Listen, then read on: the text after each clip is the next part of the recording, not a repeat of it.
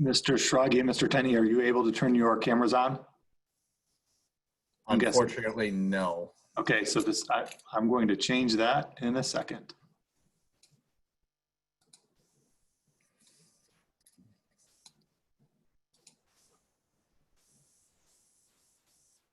And there you are. There we are. Howdy. Welcome. So we have a quaint group today. We have about 31 folks joining us. I'm sure that we'll have more as time goes on, but hopefully we can share information that we've shared in the past, but maybe some new information. Every day it seems like we're learning something new. And so for the purpose of introductions, why don't I just do that?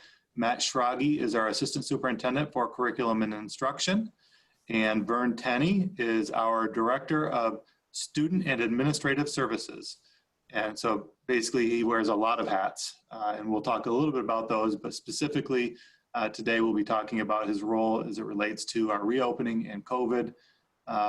So anyway, we'll do a similar presentation. Actually, it's pretty much the same presentation that we've done for the other forums. And we ask that you hold any questions to the very end.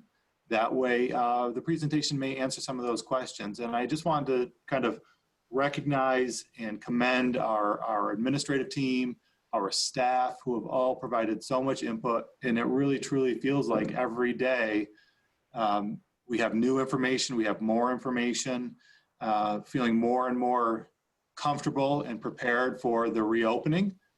Because there's a lot to tackle. And I would say at this point in our planning process, we are deeply in the weeds, talking about every little minor detail and piece of minutia that might exist to make sure we're prepared for our reopening. And so without further ado, let me jump in here and share the screen. And Matt and Vern, you both can see that, I hope. Thank you. All right. So Governor Cuomo on the 7th of August indicated that schools could reopen based on the infection rates, and went on to say that if any state is prepared for reopening, it's New York State, that we've positioned ourselves in the best possible situation for a safe reopening. Just as a reminder, Governor Cuomo did say that schools could reopen if the daily infection rate was below 5%. And if it went to 9% or above, that there would be a pause or a hold on reopening. Currently, actually, our regional infection rate is below 1%, and I think we're, if I saw this correctly yesterday, 10 consecutive days in New York State that it's been below 1%. But it is, I think, as of last night, yesterday's infection rate was 0.79%. And so we're well below those markers that the governor had set forth. When he did say schools could reopen, he said that we had to have 3 community and 1 staff forum. This is actually our last forum. We've done our 2 community, this is the 3rd, and we've done our staff forum. That doesn't mean we're done with forums. And in fact, some of the feedback we're hearing, we're likely to do some forums that are specific to buildings for families and for staff, where they can share what a day would look like and answer typical questions you may have. Right now, they're fully engrossed in the scheduling process, though, and working really hard to make that happen so we're ready for opening. It's a lot of work to undergo. We had to post our remote learning plan with a focus on equity. I'll talk about that in a bit. We had to post what our testing plan is for COVID and contact tracing plan. And so these 4 items were new when the governor announced a couple Fridays ago that we could reopen. And so we've answered all of them. And when this forum is done, then we will have done every single one of these that he added to us in the course of a week. And we had until the 21st to do that. And so we're finishing a few days early. So these were when the forums were, and here we are with the last forum today at noon. That is not to say we're done with forums. Like I said, there'll be other forums before school opens, so we can share more specific detail and answer more specific questions. We had to do a reopening plan. It is found within the handbook. There's a lot of detail about what our remote learning will look like during the reopening. And so, but for the cases of equity, all of our students have a device, all have Chromebooks except for kindergarten. They will have iPads. And any families that do not have internet access we will work to provide them either internet access or a hotspot they can access throughout the community. And so we're in the process of doing that through our surveying and calling families. When we surveyed families, we had, I believe, about 3,100 of the nearly 3,500 that responded to the survey, and the rest were done through phone calls and emails. So we've been in contact with everybody, or have left messages with everybody and still waiting a return, but pretty much everybody has been contacted. So please look at the handbook for that further information. Our testing plan and our contact tracing plan, I won't read these to you, you can see them here, but you can also see those in our handbook. They are one of the last pages now. But in essence, we are following what the Department of Health is asking us to do, is to take the lead from the Department of Health. And so if there's a need for testing, people will be referred to the testing sites. And if there's any contact tracing needs, we'll use our daily attendance, our camera systems, our seating charts, and things like that, visitor logs to assist with contact tracing. So we'll look to do that. But those are all in the handbook. Please check it out.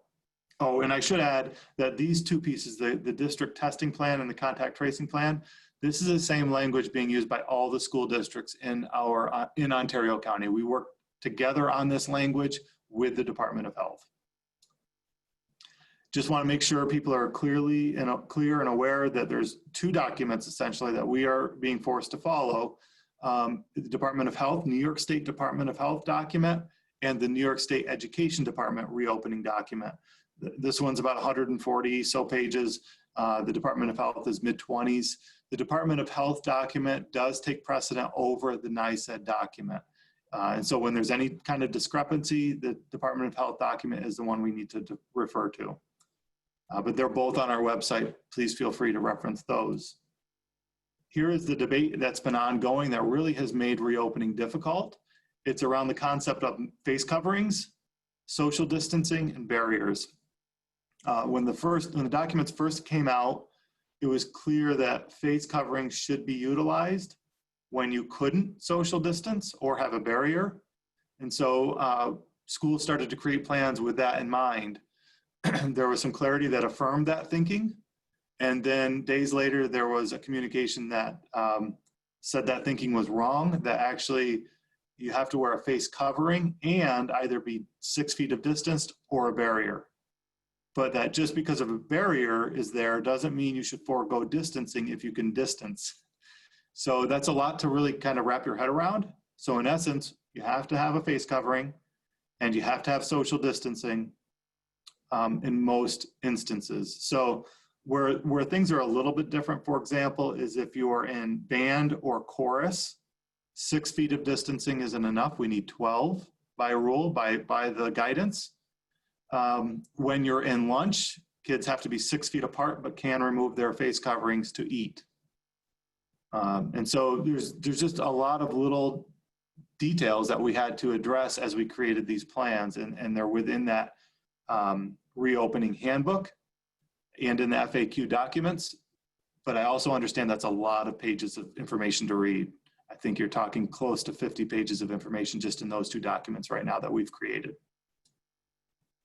So I just want to make sure people are aware that when the governor said we had to host forums, I think that was targeted at certain school districts that hadn't done forums, but we had done a lot of forums, and we did more as he requested. But just as a reminder, in the spring, we did a thought exchange survey. We had over 1,000 people share thoughts in that, 20,000 people, over 20,000 interacted with those thoughts, just about, the previous closing and how it went, ideas, what worked well, what could we improve upon. And that was really valuable feedback. We met with all unit leadership through forums, and all units have been represented, and we just heard their thoughts, ideas, concerns, and considerations around the reopening plans. And we compiled all of that information. We also did focus group forums with staff, students, parents, and community members. We had approximately 260 people do those, and we even broke them out into smaller groups. And so some of the forums had 100 in them, and then we broke them out into subgroups, into breakout rooms where people could have a voice and share their thoughts. And then we followed that up with a Google document so that people felt like their thoughts weren't reflected properly. They could share their thoughts in that Google document. And we compiled all that information, all of those first three things I'm talking about, and we created these draft plans. Once we created the draft plans, we did a parent survey. Our Teachers Association leadership did a survey, and we took that feedback and we adjusted those draft plans, especially as the Department of Health and NICED were providing more clarity and more information as we were moving along. Then we again presented the draft plans to staff and community. We had approximately 900 people participating, and we spent countless hours answering questions. And we tried to stick around for many, many hours to answer all the questions, and I believe we were able to do that. And then we presented the draft plans to the Board of Education. And then again, we submitted the plans, we formalized them, we submitted them in the NICED portal and the Department of Health portal, and we surveyed parents and students yet again. And so really numbers 2 through 10 were all done within a 2-week period, because that's all, we had 9 days to create these plans. By the time the guidance document was released and we could create the plans, we had 9 days to do so. And so we had to move quickly. And after we did this number 10, we've now hosted 4 more forums. So we've also released documents. As you know, we use Brave Square regularly to communicate with folks, with staff, students, and parents. And we knew that some of this language was normal for people who work in education, but maybe those people who don't, it's not as known. And so we created a visual that did some definitions for folks. That's out there, it's on our website. You've had it in your Brave Square communications. We've also talked about, this visual and what it looks like. Essentially, parents had the ability to select their preference between virtual learning for the first semester or in-person learning for the first semester. Virtual learning is just that. They would, students would stay home and they would learn virtually in a synchronous and asynchronous format through the first semester, which is the end of January. If folks picked in-person, it could be any one of these 3 things. It could be completely in-person UPK-12, Monday through Friday, or maybe one building has more capacity to bring them back more full-time versus others, so we would look at it by building as well. Or hybrid, where you would have a group A through K would meet in person Monday and Tuesday and be remote Wednesday, Thursday, Friday, and the reverse of that, L through Z would be in person Thursday through Friday and remote Monday, Tuesday, Wednesday. We also had our 811, 1211 special education students, our ELL students, and CACC students reporting Monday, Tuesday, Thursday, Friday, and then they would be learning remotely on Wednesday. And so they have a greater capacity, and the guidance document really asked for us to pay special attention to those groups, knowing that it's really critical to have that in-person learning with those groups especially, or complete remote. And so what we know is, based on the current guidance document, where it's highlighted in yellow, if you were to pick in person, that's where we'll be. If the guidance document is a little more lenient or a little more restrictive, it could move us up to the full in-person or down to the full remote. Depending on, if we move to the full remote, it'll likely be the governor making that decision, or us in unison with the local Department of Health by region. But moving to the more in-person UPK-12 Monday through Friday, we would need more leniency around face coverings and not the social distancing. The reason we really have to be hybrid right now is we don't have enough space or staff to social distance everybody if we had everybody back together. And so really the preference is, again, virtual or in person. If you pick in person, we're at the highlighted hybrid place. What would a hybrid week look like? And so these are just a couple concepts or options. I'll let Matt Schrage kind of speak to this. I know these are some plans that he devised. And so Matt, if you want to explain these. Thanks, Jamie. Good afternoon, everybody. So the first visual you see is an example of what a learning progression might look like, or the sequence of lessons that a student in any given cohort might experience. We really kind of have 2 options for this progression that a teacher could consider. What's different this time around, as opposed to the emergency closure last spring, is that to varying degrees and at different points, we were in different spots with instruction. At first, we were really encouraged not to engage in new instruction while we explored the extent of the closure period. But that became, as it progressed, we understood that we had to continue with instruction the state had expected us to. It's much the same as we start this school year, that we have to have a plan for the continuity of instruction.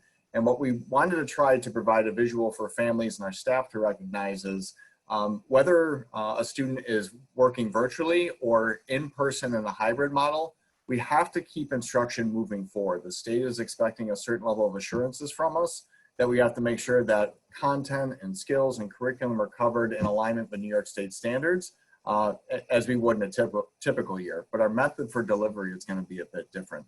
So in this particular example, a teacher working in a hybrid model would have 2 lessons a week with cohort A through K, where they would be in person. And then as you can see from the visual, 3 additional lessons that would be more asynchronous or self-directed and guided by students and learning sort of using the technology to be able to access the instruction during a given day. As you see with cohort L through Z, you'll recognize that the students also have 2 synchronous opportunities where they're learning live and in person in school buildings Thursday and Friday of a given week, but the sequence of when they're engaging asynchronously is in a different order. Regardless though, teachers are going to be looking at developing 5 different lessons in a given week. The progression might be a bit different, but the reality is that we have to ensure that students, regardless of cohort, are engaging in the instruction. It might look and feel a little bit different than a synchronous versus an asynchronous opportunity, but the skills and the content would remain the same. That's really learning progression 1. And so in that, in this particular model, you'll notice that there's some subtle differences there. Each day, however, what is also different this time around than in the spring, than in last spring, is that we have to take student attendance. So whether students are physically in person synchronously on a Monday, Tuesday, or a Thursday, Friday, we need to leverage Chromebook and Schoology login information, or at the K2 level, the use of Seesaw as a learning management system in order to take attendance each day. So it's critical that students are logging into their device each day when they're working asynchronously. It's very easy for teachers to take attendance, obviously, when they're physically present in front of them when they are attending school the 2 days a week in this hybrid model. But every day that they're not in school, it's really gonna be important that students are engaging in the learning. And although the timing might be a bit different than what you might see synchronously when they're learning in person, it's still critical that all students are logging in, using their Chromebooks, and logging into Schoology or Seesaw and engaging in the work. We're going to be using that to take remote attendance each day. So that's really learning progression 1. Jamie, if you go to the second option, thank you. So there are some subtle differences here. And the key on this one is that the teachers are taking a look at keeping the learning progression the exact same. So in this model, for example, the same lesson that's being taught synchronously on a Monday could also be the same lesson that students are engaging in asynchronously.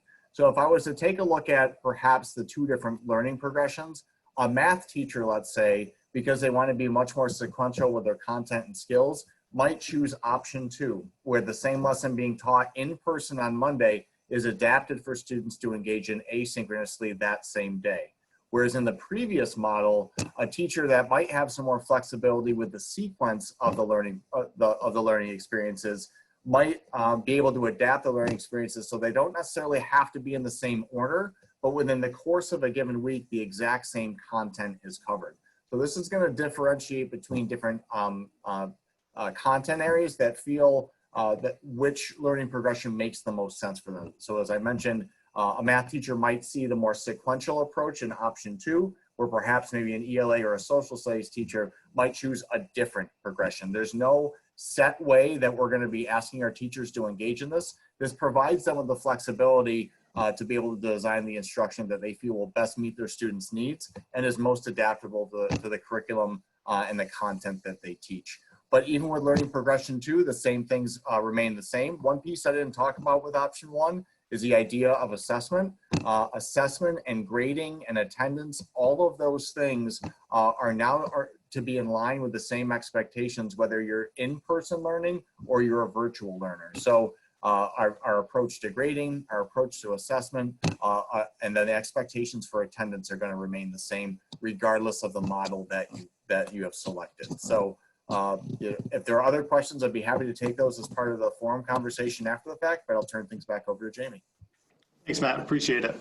So a couple of things here on this screen, just to point out, as you know, Brave Square is that is our process for communication. UPK-12, we will use this over and over again for communication. So I really encourage everybody to have the app, just so they can access it if they have a smartphone or be able to access it on a computer. But where it's a little bit of a change, during the spring when the shutdown occurred, all grade levels used Schoology. That's how they engaged in the learning. It's a learning management system. That's how students engage in the learning and could demonstrate that they've completed something, turn it in, and have the interaction with the teacher. We used to use Seesaw for the primary school. We had moved away from that, but it appears as though we are going to move back to Seesaw at the primary level. It's just much more user-friendly for the youngest learners. And so that will be a bit of a shift. However, many of our students, parents, and teachers have familiarity with it already because we had just recently made the shift to Schoology. And so just be aware that at the primary level, they'll be using Seesaw as the learning management system, and that's where kids will engage in the learning. We've also released these quick visuals for every building. What do the preferences look like? If I'm virtual or in person, if I pick in person, what does it look like for hybrid, remote, so forth and so on. And so these are quick kind of Cliff's Notes version of the handbook. So certainly familiarize yourself with that. That would be helpful and beneficial. We have them for each building, like I said, the middle school, the primary elementary, and the academy.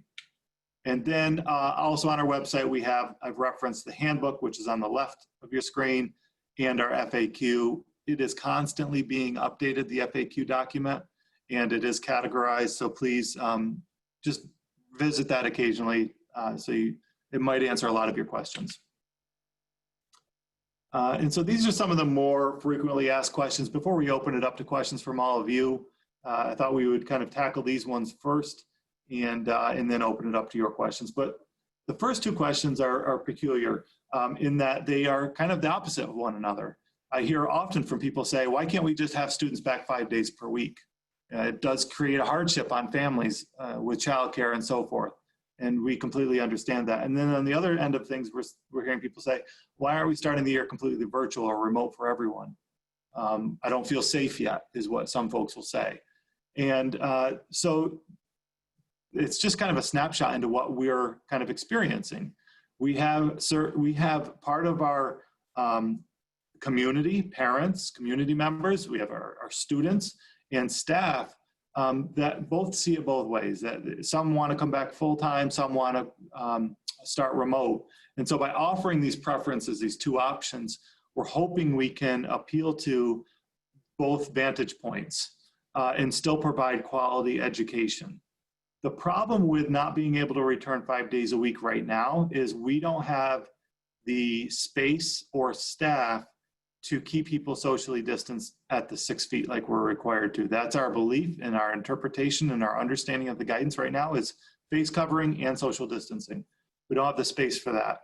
And we've even talked about and looked at, are there other structures within the community that we could utilize to spread students out further? And we would need way more space than is available, and it still is an issue around staffing. And so even if we had that space to spread out, we wouldn't be able to staff and provide sufficient supervision and instruction. We don't have the staff for that. And so really the reason we can't return full days right now for everybody is because the guidance is so restrictive that we can't follow it if everybody's in the building.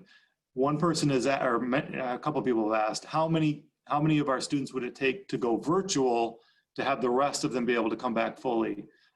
Between 60 and 70% we would need of our student population to go fully virtual in order to have enough space to bring everybody back full time, the rest of them. And so right now our number is low 20%. It's different by building. I think overall average district-wide, it's about 21 to 22% that wanted virtual. Our primary building was 25%, and our academy was more in that 20% range. And it followed that pattern as they moved older. And so those are the reasons we aren't doing those things right now, and we're not able to.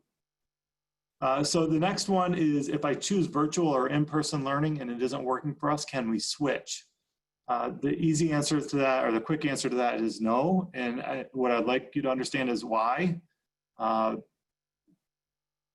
It takes months to schedule, and right now what our administrators in every building are trying to do is to rebuild schedules in a 2-week time frame. And even based on our leadership meeting that we had this morning, certainly the building administrators expressed concern over getting it done in time for the start of the school year. It is a lot to do in a short period of time. And so if we have students and families trying to jump back and forth, we're not sure we can accommodate it, because we've allocated staff, a certain percentage of staff to virtual and a certain percentage of staff to in-person. And I don't know that we'll have the flexibility for people switching back and forth. And so I'm asking families to understand our plight and be willing to commit for a semester, because it would create a pretty difficult situation for us to try to tackle otherwise. The next question is, do students still need the same school supplies? We've checked with every building. For the most part, yes, we believe the school supply lists remain the same. Mr. Tenney, I don't know if you want to chime in on this one at all, but we believe they'll be mostly the same. There shouldn't be much difference there. Yeah, the goal is to have the same supplies.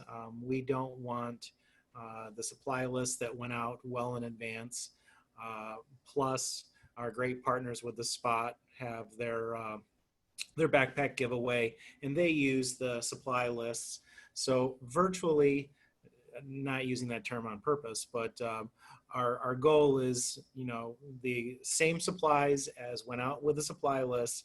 You might find a rare anomaly where there could be a change.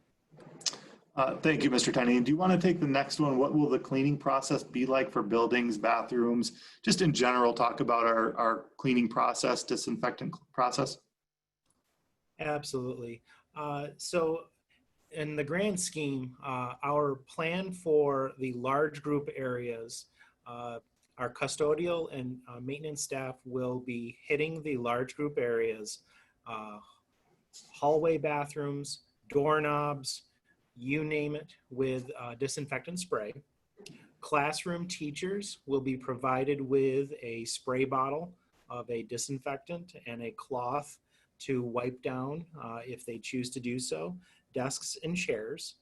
After every period for secondary, part of our cleaning process is aligned also to our academic plan for primary elementary, where they will be in their classrooms and not move around to specials. So we will have limited needs for limited cleaning during the day, per se, in a kindergarten classroom when it relates to COVID. Now, the classroom teacher will have the a disinfectant spray bottle, as well as the cloth to wipe down any surface that they would like to. When we have our lunches in the primary elementary, they will be in classrooms. You will have another staff member coming in, so they will be able to clean down the adult workspace for when they supervise the lunch. And then after lunches, we will have the surfaces cleaned by the monitor or paraprofessional that was in there with them during their lunch. So we do have quite an extensive daily cleaning process. On Wednesdays, as well as over the weekend, we will be doing what is called deep cleaning.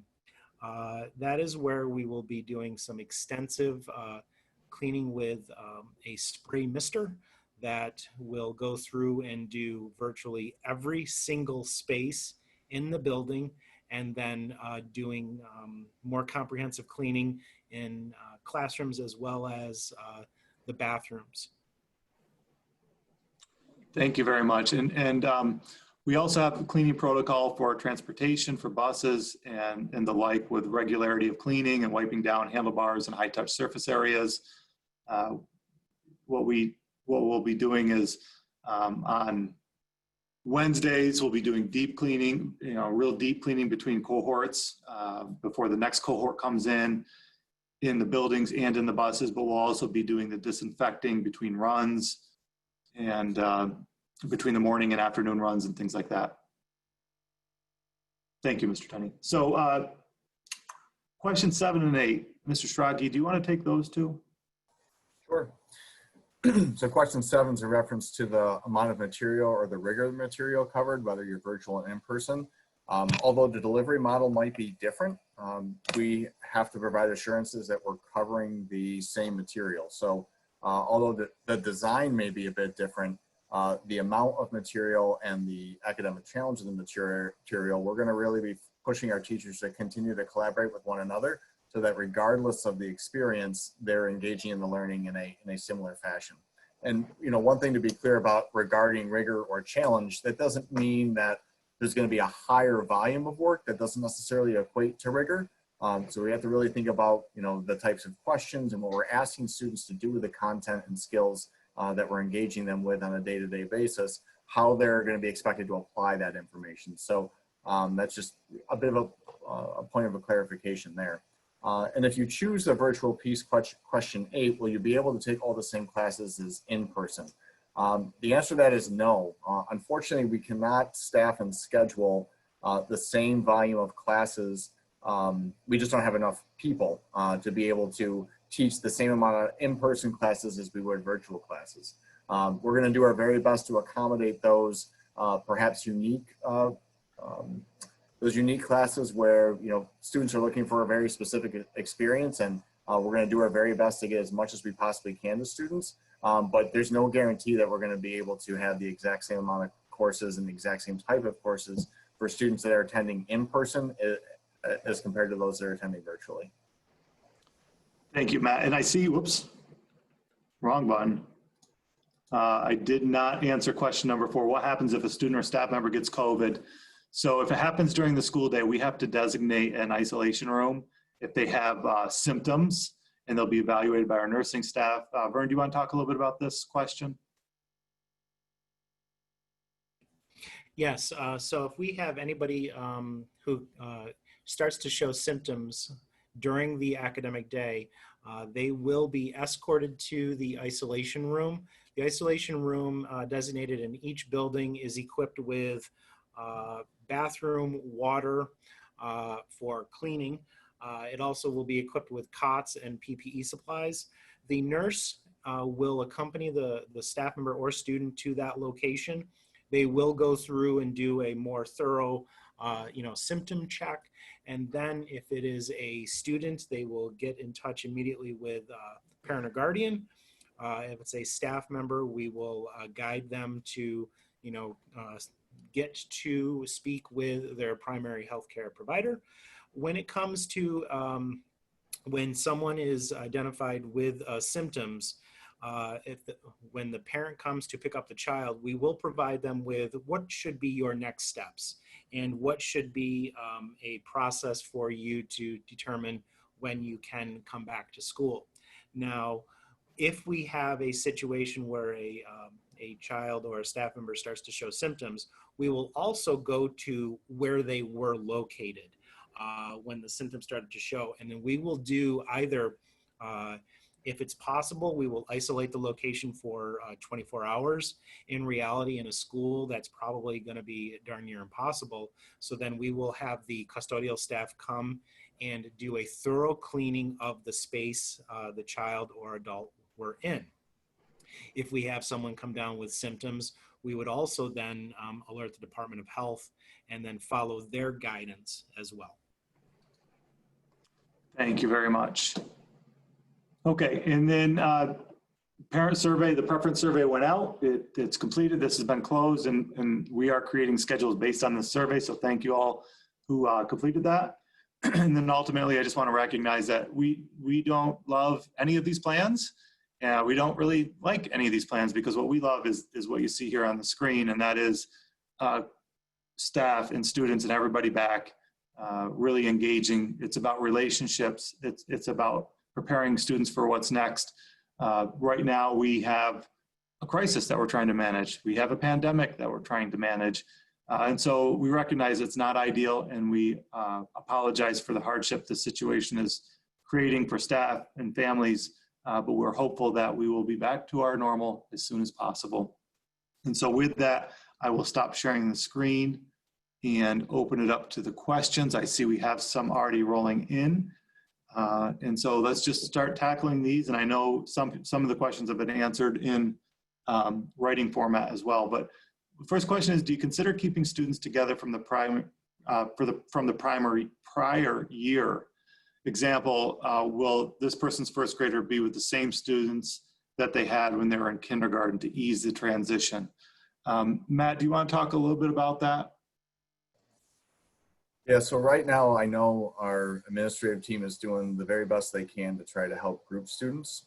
So they have very much had to delay the typical placement process and trying to combine that with trying to evaluate the need of students who are either in person or virtual, or the hybrid model versus the virtual model. That's very much underway right now.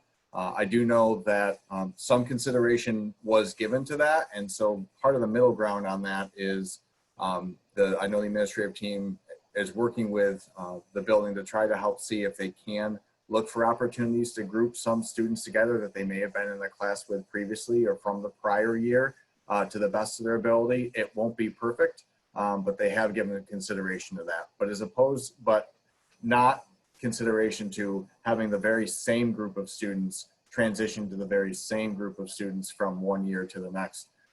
There's a lot of variables there, and it's an opportunity anytime we do placement to try to help balance the different needs of any given classroom. And so we're very much taking advantage of the opportunity to do some of that balancing. We're still looking for opportunities for us to maybe group some students together who they were perhaps in class with in the prior year. Thank you, Matt. Vern, do you want to take the next one about at the primary school, can students drink their water bottles at their seats, or do they have to go to a break area? And I think let's answer this question from all student perspective and also from the perspective of that language we shared with our school physician regarding mask breaks. Maybe that would help answer it as well. Yes. The question is, at the primary school, can students drink their water bottles at their seat, or do they have to go to the break area? Frankly, I'm going to reserve giving a concrete answer right now because our medical director is currently has a meeting at 1 o'clock to review a list of things that I sent her. However, in looking at the language of this question as well as all other settings, the answer would be no. You can't drink your water bottle at your seat, and here is the reason why. Not all water bottles and not all masks or facial coverings are the same. So some of our children will have to physically take off a full complete mask safely without contaminating it to get their drink. So we don't want to have I want to say a flimsy response to this, because if it came down to us creating a protocol where it depends on the mask, it depends on the drink, the sippy, the straw, we're going to create so many variables. So to answer this question, we are working with our medical director on how long should we rotate children through a mask break area. And we are developing that for our teachers. And basically, the question is, do they have to go to the break area? And the answer is yes. We will want children, when they want to get a drink, to communicate that to their teacher, to go to the mask break area to get the drink. At the secondary level, you have a culture, especially at the high school, where students have taken snacks in class and have had their drinks with them freely. The issue with the PPE, the face mask, and that requirement is going to dictate that we cannot have snacks routinely at our desk. We cannot routinely just take our mask off and take a drink at our desk. That would defeat the purpose of wearing the masks and social distancing. So our guidance, which will be directed by our medical director, will tell us drinks go to the mask break area in the classroom. Thank you, Mr. Tenney. Next question is, since most of the primary elementary school will have virtual meet and greets, can we plan a day for supply drop-off so the little ones don't need to bring all their supplies the first day of school? That is something we will pose. I don't think we've planned anything specific other than kindergarten for that one, but that is something we'll need to discuss with the building leadership at the primary elementary school. Vern, did you have something to add to that? Just Or- was agreeing with you Okay. with that type of, it would be something that we would consult with the building leadership with that. Thank you. Matt Schrage, do you want to take the next one? Will teachers still be using guided reading with our students? They will certainly for in-person. So obviously working with students in small groups, when students are in person, the typical approach you use to guided reading is going to be easiest then. But the way we're trying to structure time for virtual teachers should also afford them an opportunity to work with students in small groups as well, to try to engage in the approach to guided reading virtually as well. Thank you very much. Next question. It sounds like the primary elementary classroom teachers will not have the ability to get work done in their classrooms during their breaks. Have you thought about turning the music or art rooms into teacher work rooms because they will be empty until the end of January? So in other words, yep, and Vern, you can go ahead and answer that.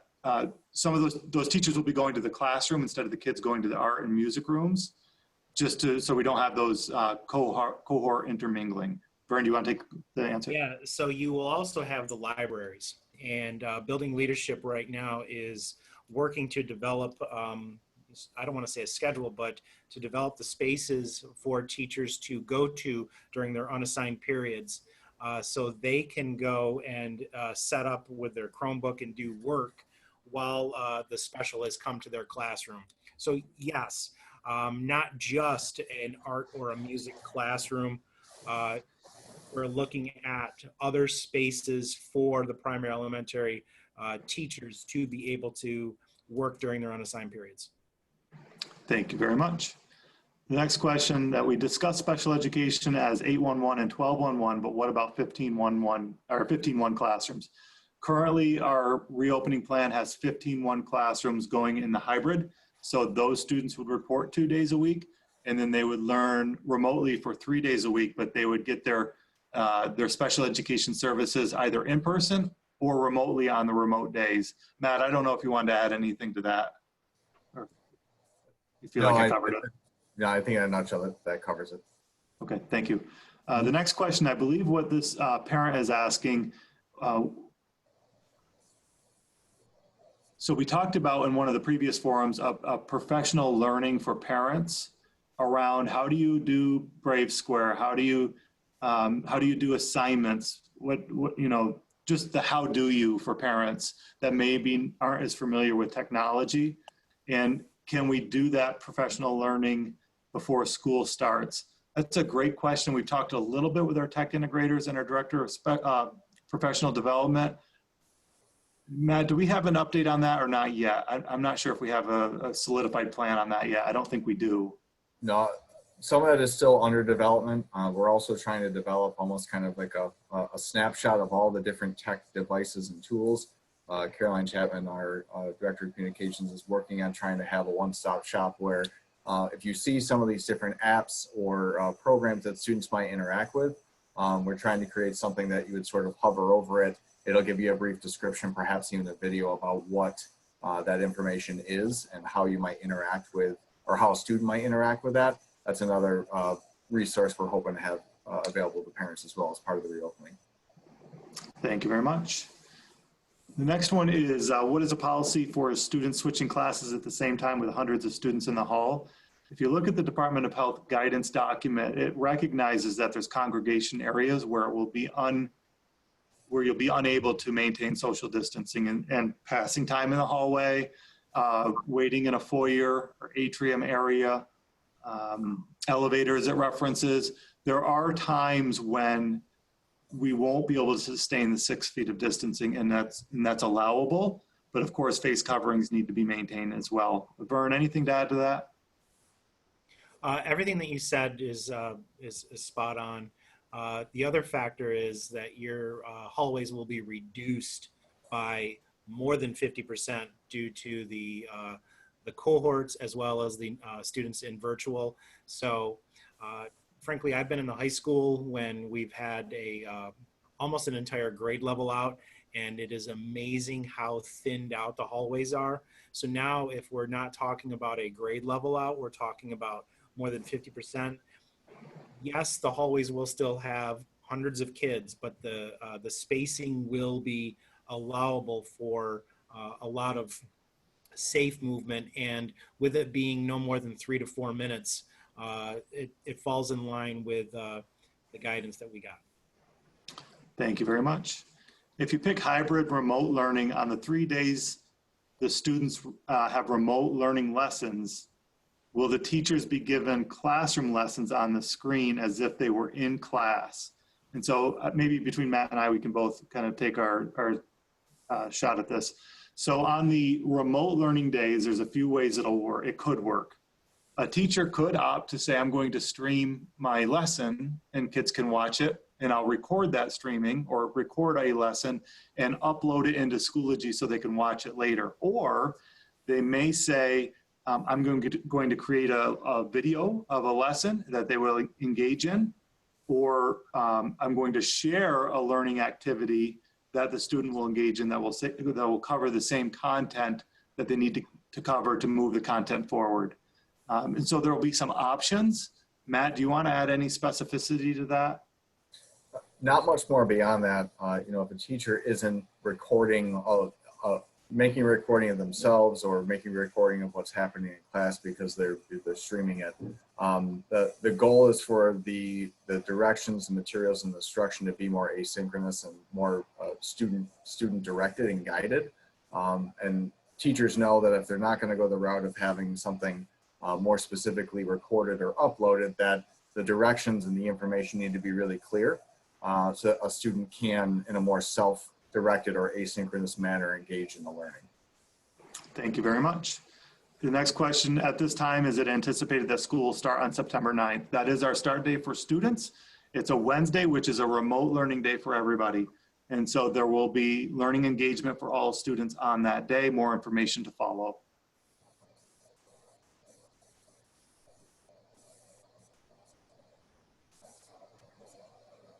Okay, so this next question is, let me see if I can explain this to the listeners. I'll just read it. That I had mentioned that in a hybrid model, teachers will create 3 remote lessons. You mentioned that if students are absent on their in-person day, they can join in with the remote. But that doesn't mean teachers will need, doesn't that mean teachers will need to create 5 remote lessons in the case? And so just like any day a student is absent from school, the teachers would provide the work that they missed. And so whether they're missing a in-person day or a remote day, that the teachers would then provide students with whatever work that they missed so that they can catch up, I suppose is the most direct way to explain it. Also keep in mind that when a student is doing their in-person learning, there's also a cohort of students that are doing remote learning on that same exact day. And so if they're home sick, they could just join that group that's doing the remote learning on that day to keep up with the content as well. Matt or Vern, I don't know if you want to add to any detail to that. Good. Okay. Will students at the academy move from class to class, or will they stay in one room all day and have different teachers come to them? And so I'm going to answer this for the academy and middle school. Students will move from class to class in those 2 buildings.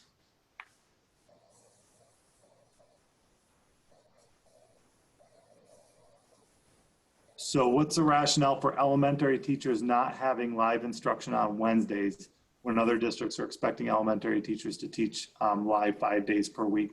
So some districts, what they're doing is they'll have one cohort will have in-person Monday and Tuesday, and then the other cohort is in-person Thursday and Friday, and then every other week, the cohort picks up a Wednesday of in-person as well.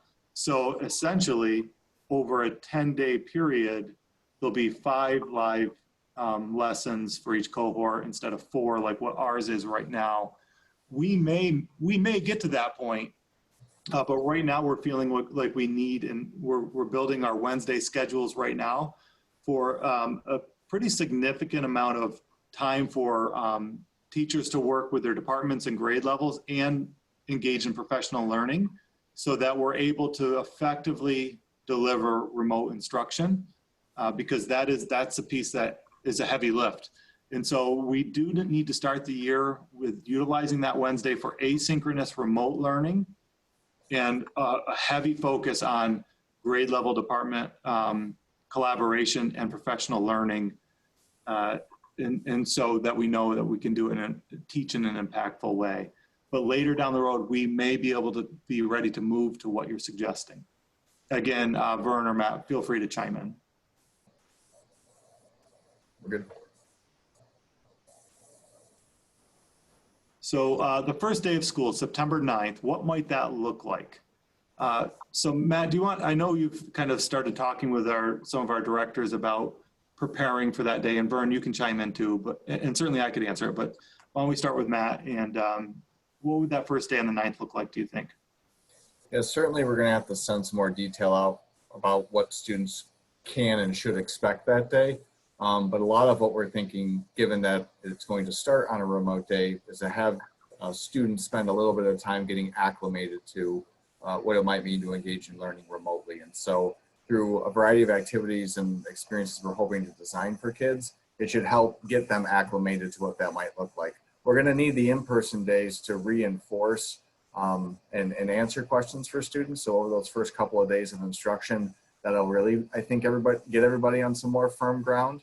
But at the very least, we need to help students understand, how will the learning be structured in Schoology, ensuring that they have access, spending some time actually in each one of their courses, particularly at the secondary level, just trying to help navigate what Schoology and or Seesaw would look like, to try to help them get prepared for what engaging on a remote day anywhere would look like.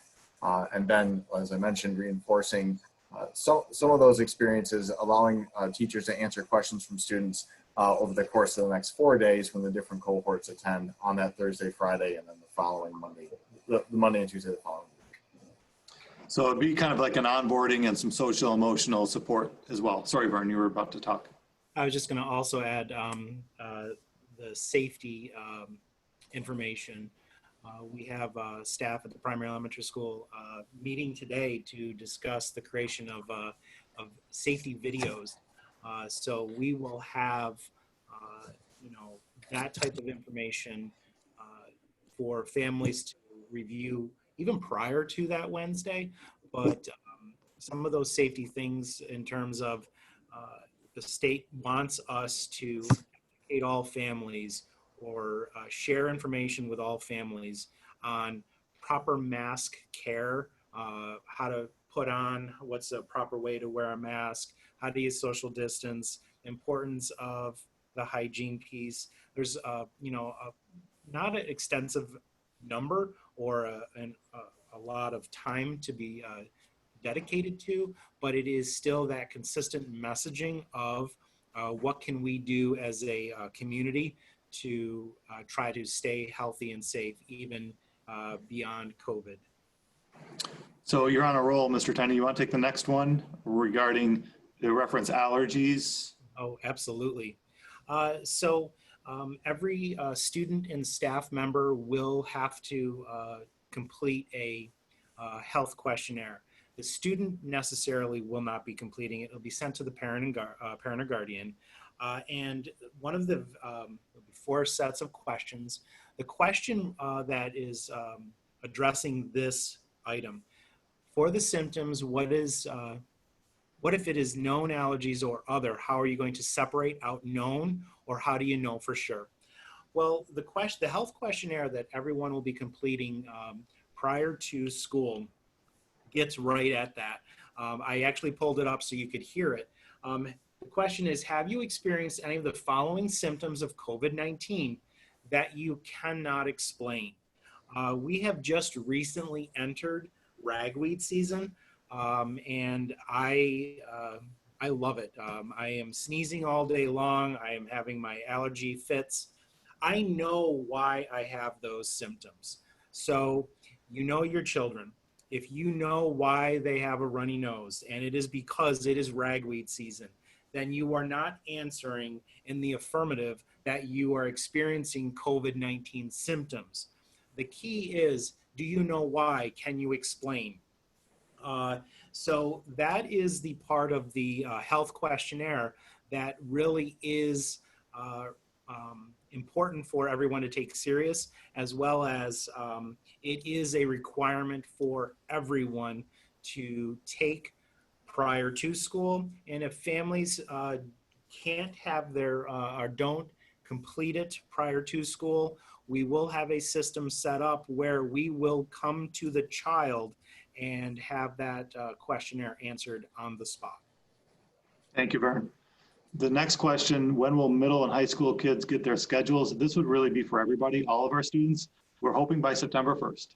This, again, I'll go back to, this is a lot of work, and it's going to take time. When will teachers and aides be told where their assignments are? Matt, I know you were working on some of this. Do you want to take part of it? I would certainly say on the teacher side of things, a lot of that's going to come in close proximity to when students find out. We're doing a lot of scheduling and balancing of needs right now in order to finalize what determinations for a student or a teacher schedule are going to be. On the aid side of things, it's very similar. We may have that information a bit sooner than we will finalize teacher schedules. But I would say, I think our goal is to communicate everything to everyone really no later than that September 1st time. Thank you. Our staff members tested before returning to school. No, that's not part of the requirement. In fact, we're not able to require it at this point. Maybe things change, but that would have to come from Albany in the governor's office. Here's a question. My student has 2 households and is doing virtual. What if they do not attend while with the other house? Earlier during the line of questioning, you heard that attendance is required now. We have to take attendance every single day. And for the virtual, it will be synchronous. It'll be kind of like what we're doing right now is over Zoom, and we're interacting. And so they actually have to attend. Otherwise, we would have pretty significant issues with academic progress and a variety of other things. So they would need to attend every day. How do you request help for a subject if a child is having difficulty, especially in math or a language? And so I think we'll all chime in on this, but if a student is struggling, the first thing they should do is seek help with their teacher. So who they're assigned to. I'll go further to say that, for example, at the academy level, for example, Math Clinic is something that many people are familiar with and does a great job supporting students. And I know our math teachers are already talking about how do you offer Math Clinic to kids remotely or virtually. And so there may be opportunities like that. But first and foremost, if a student's struggling, they should be communicating with their teacher and setting up time for the support with their teacher.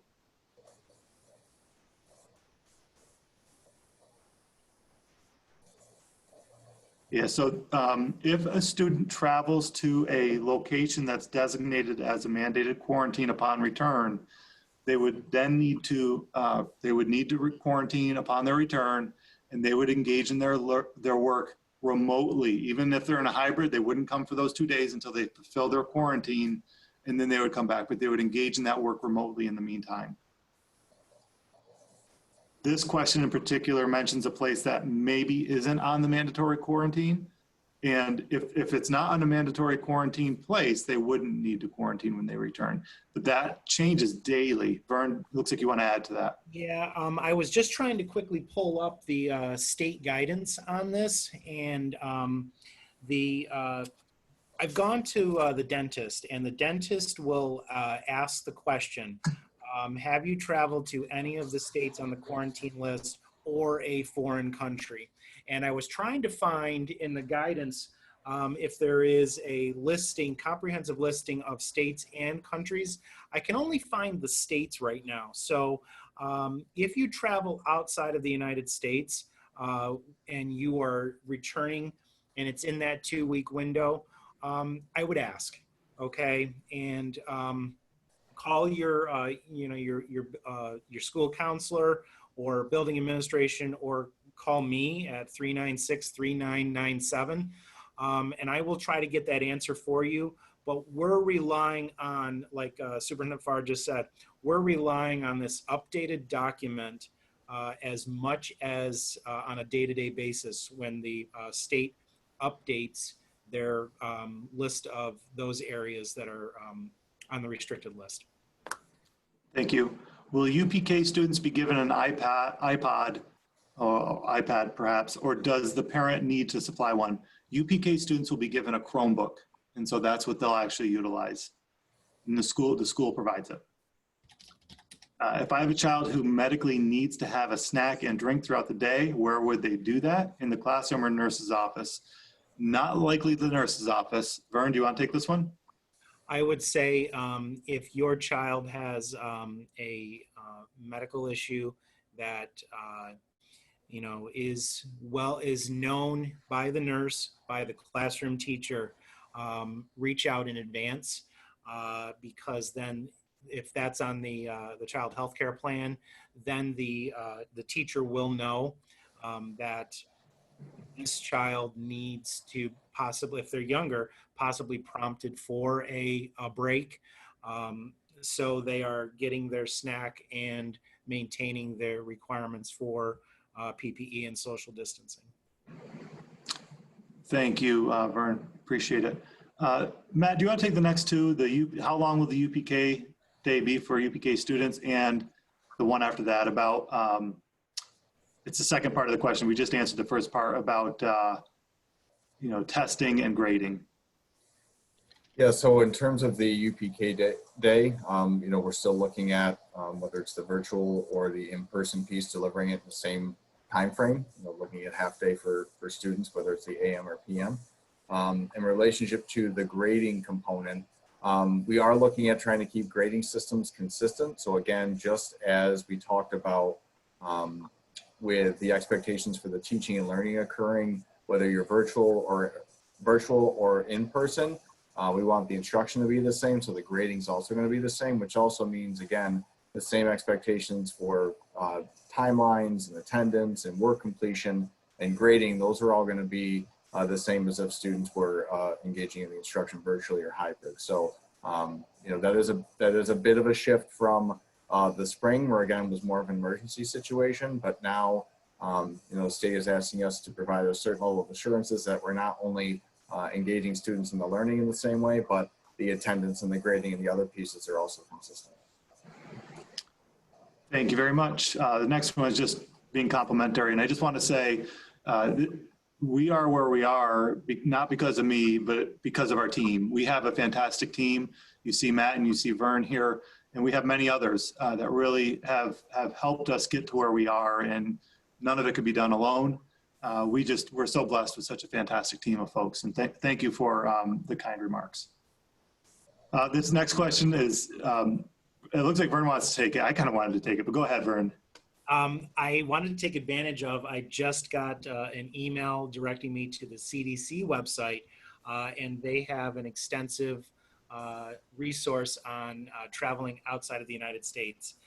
Thank you, Debs and Love. Superintendent Farr, I'm going to take this one, but you can chime in as well. Go ahead. A child at the high school does not have lunch. How will they eat? I understand that in the past we have had students, academics 9 periods out of the day, and they have been able to eat in a classroom by cooperating with their teachers. Because of COVID, they are not going to be able to eat their full lunch in a classroom. So what has to happen, and what I have asked at the building level, that once they redo the master schedule and find out exactly where students where their classes are going to be and what classes they're going to be, et cetera, your child, you, counselor, have to come up with a plan for eating. That could be that they designate 5th period, which is X class, that they're going to be a few minutes late, and they will eat in the cafeteria or in another location where it is appropriate.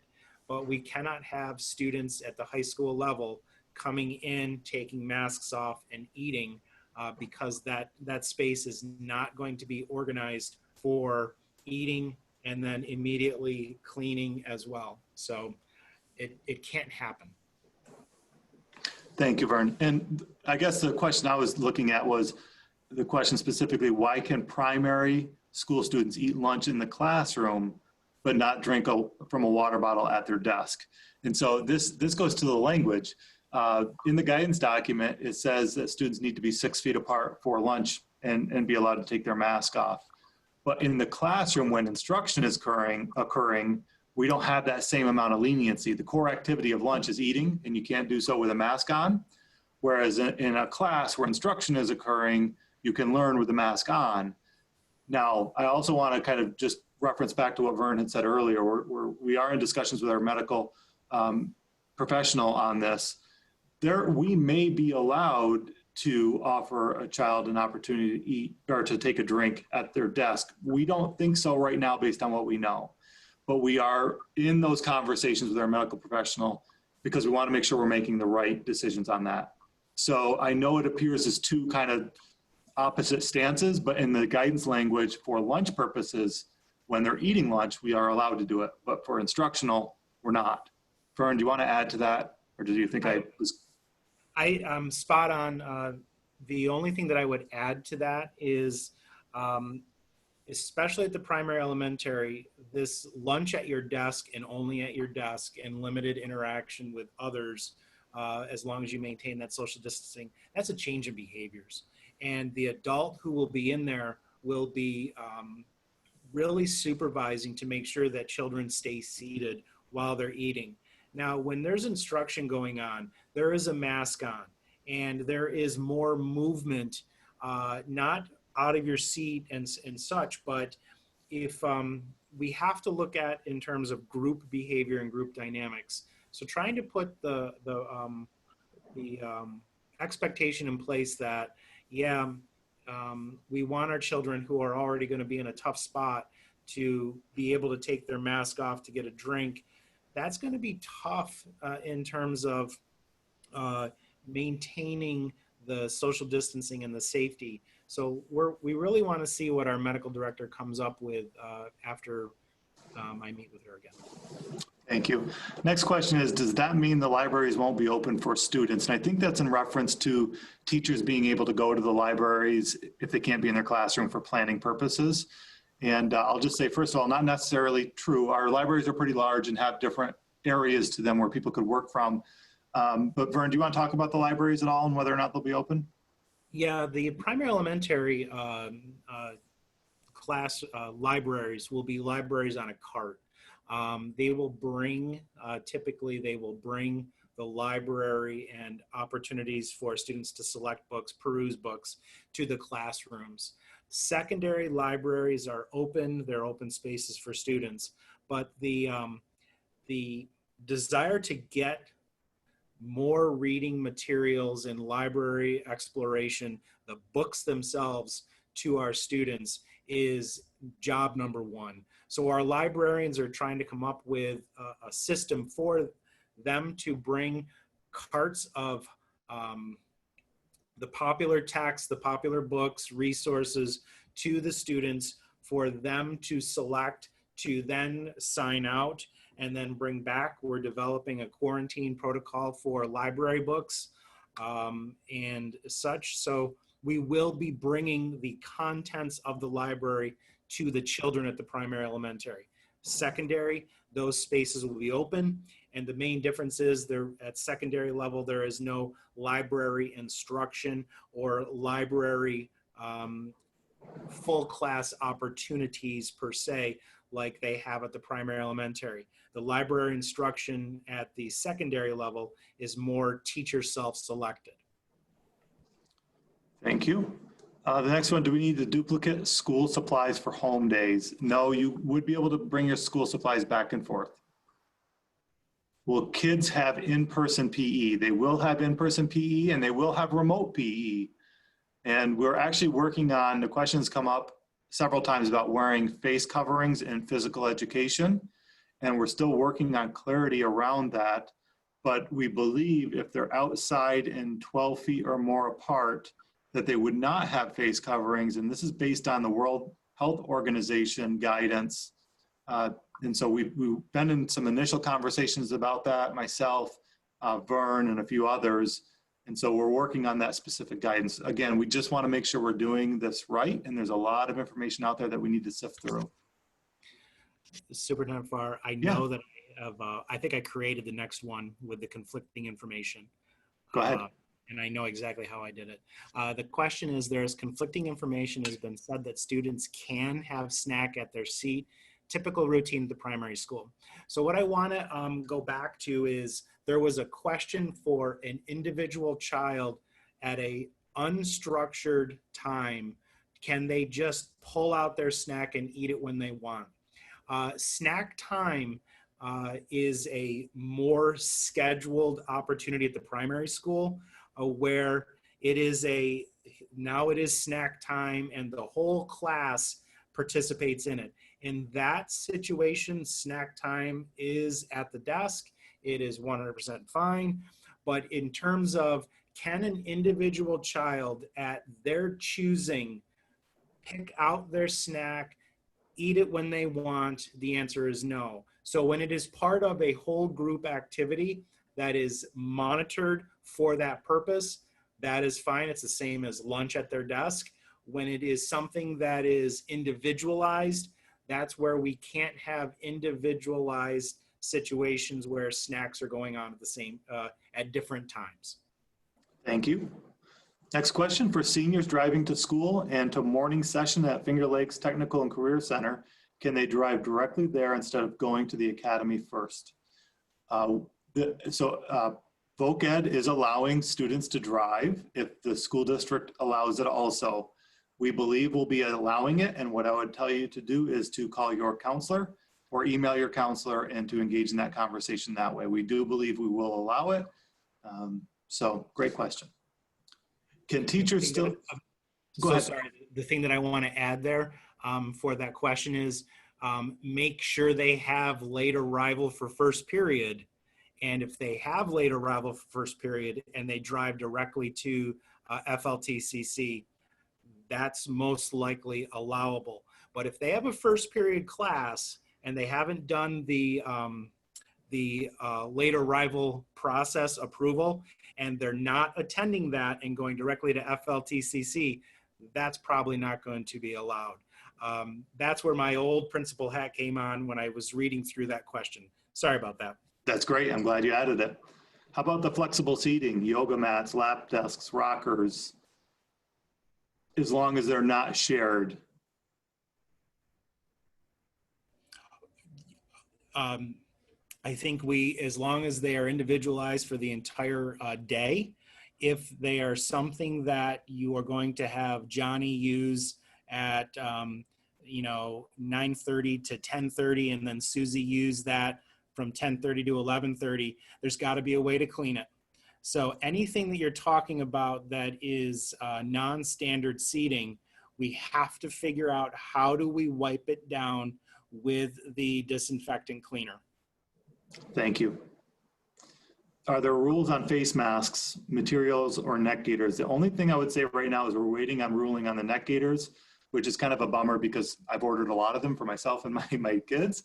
But there is an early study out of Duke University indicating that perhaps they're not as safe and actually maybe attributing to the spread of COVID. So looking for that research to be peer reviewed and formalized. But really right now, all we're doing is following the guidance of Department of Health, the World Health Organization, CDC. I mean, and as long as they're allowing it, we're allowing it.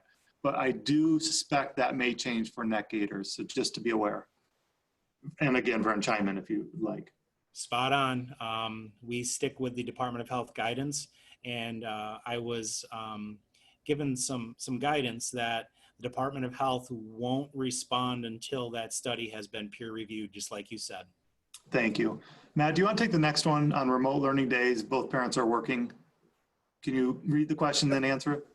Yeah, so the question is, on remote learning days, what happens if my child needs help, but both parents are working? Will there be flexibility for the student to do their work in the evening when parents are home? will they still get credit for attending and credit for the work not marked as late? This is a really important question because those remote learning days are intended to provide flexibility to families for that exact reason. Perhaps they're with a caregiver and they may not be able to access the internet or their device in the same way they would at home.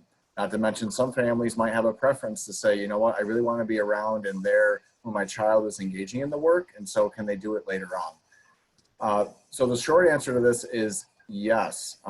You have that flexibility to engage in the work. We're going to be looking at that login information throughout the course of a given day, not just the hours of a typical school day.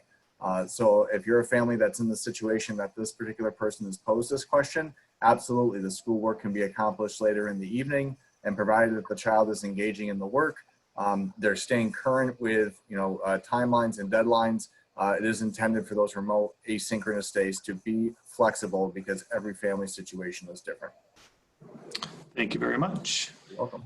This person has a son who's an incoming 6th grader that they picked virtual, and they want to know, will their son have different teachers for different subjects or one teacher for all the subjects? We are in the process of building schedules right now. That's still yet to be completely determined. They may have one teacher for all core subjects, or they may have a teacher that will focus more on math and science, and another one that'll focus more on literacy and social studies, for example. But again, we're still in the process of building those schedules, and we don't have that answer entirely yet, but we're really close. This is a question about drop-off and pickup of students. Is there a plan in place, or will there be very long lines of cars?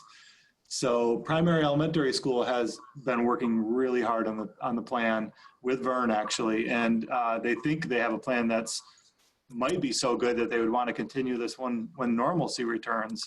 And so once they have that formalized, they'll share that. At the secondary levels, there always has been long lines, and there has at the primary and elementary too. And so I would expect those lines to be longer. What we're trying to do, though, is to widen the span of time to drop off and pick up to allow for families a little more flexibility, maybe to come a little earlier in case there is a long line, or maybe you beat the rush and you're there earlier and can drop off a little bit earlier. So that information will be forthcoming. Vern, if you want to add to that, feel free. There was another meeting today that I wasn't able to attend, but we are looking at some real physical adjustments to the primary drop-off and pickup that we think will speed up the process a little bit. But at the same time, let's remember, you are decreasing by 50% at least the number of children coming to school on any given day. So yes, you will have a little bit of a line no matter what, no matter when you are dropping your child off. But we are really looking at, especially for our littlest ones, a real structured way to, especially at dismissal, a structured way to safely have the children picked up while also maintaining as much of the safety protocols in place for COVID. It's going to take time for us to operate this, to get it going. We just beg for understanding that two things are going. We're trying to do something to ease the dismissal situation at primary elementary, and we're doing it during a pandemic. So we just beg for your understanding, and you know what? Give us feedback. Thank you. Thank you. Matt, would you like to take the next one? A question about the synchronous learning days. So the question is, in the hybrid remote learning, if it's asynchronous 3 days, does that mean everyone in the hybrid will be doing different work in virtual synchronized same lessons? I'm trying to decipher the question. I think what the question is, will the kids that are learning virtually be doing the exact same lessons as the students that are learning either hybrid or asynchronously? So I guess I'd answer this in 2 different ways. Any of our virtual teachers will be collaborating with those teaching in a hybrid model. So the likelihood that some of the same content and the scope and sequence of the curriculum at a given grade level, if you have 2 teachers, one virtual, one teaching in a hybrid, They will have common times to plan and collaborate with one another.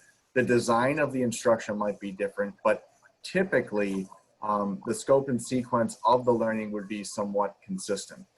Going back to the slides that we looked at earlier, and we talked about the different learning progressions, we do have students in a hybrid model. Some days, some will be in person, other days, some will be remote.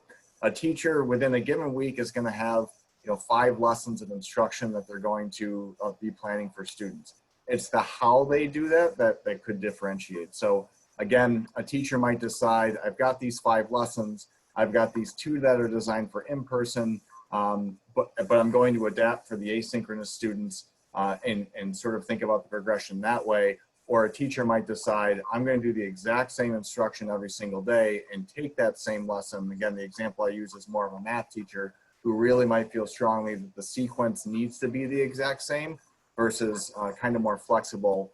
Maybe the other content areas might have a different level of flexibility with that. So in general, regardless of model, most of the learning experiences will be consistent in terms of what's covered, but the design of that instruction will really need to be catered either to whether the student is in person or working asynchronously, or if it's really directed by a virtual teacher, which again, will have some parallel learning experiences, but hopefully aligned to the scope and sequence and progression of those teaching within the hybrid model. Thank you very much. What is the school start time on the first day of school for each building? You will be getting a Brave Square communication today at 3 p.m. that will tell you the start time of every building. And I believe we were working on the drop-off ranges, time ranges. I'm not sure that will make today's communication, but if we are ready, that will be in there. Will Wednesdays look any different depending on what cohort you are, Monday, Tuesday, or Thursday, Friday? Everyone should be doing the same asynchronous learning on Wednesday, regardless of cohort. Matt, do you have anything to add to that, or you understand that way too? Okay.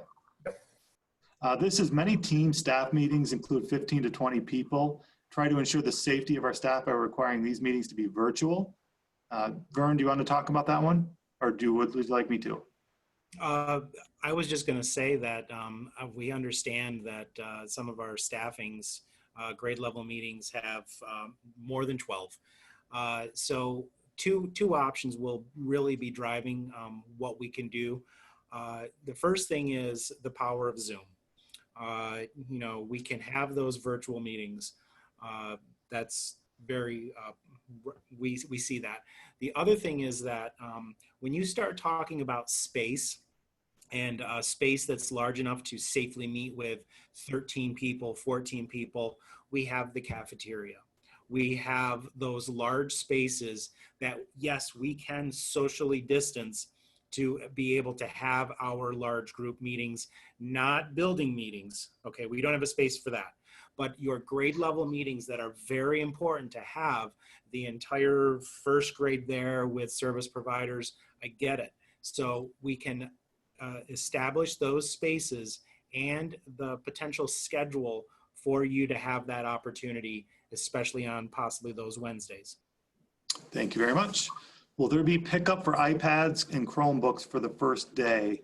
And so most of our kids have a device right now. We ask that they use their device that they have right now to engage on that first day, that September 9th day of instruction. And our IT department will be, because some of those students will also be exchanging their iPads for a Chromebook or picking up a Chromebook for UPK. But remember, UPK and K, one of the things I didn't say is for UPK and K, their actual first day is the 10th of September, not the 9th. Everyone else is the 9th. UPK and K will be the 10th. And so when they do come, we will make sure that they have their device on the days that they come in person, and they'll pick up from there. Oh, sorry, I skipped one. Can Wednesdays be dedicated to social emotional learning curriculum and not content? We will be integrating social emotional learning curriculum and content throughout the course of the year on a consistent basis, but every day we have to advance content based on what the guidance documents are saying. So not only will it be a little bit of social emotional learning, but content will be in there as well. Will there be an opportunity for 6th graders and 9th graders to meet their team ahead of time? There'll be an opportunity for a virtual orientation. In fact, I believe the 6th grade orientation Communication went out yesterday, if I'm not mistaken, which was really well done, or if it hasn't, it's about to go out. And so there will be virtual opportunities for an orientation and perhaps scheduled open houses where they can walk the building in small groups just to kind of figure out where they're going. So stay tuned to communications coming from your building administration. Will all labs and science classes be held when students are in person? My quick answer to that, and feel free to chime in, guys, is that they, some will, but some won't. Some will actually be virtual, and the state has given us guidance around virtual experiential labs that will qualify.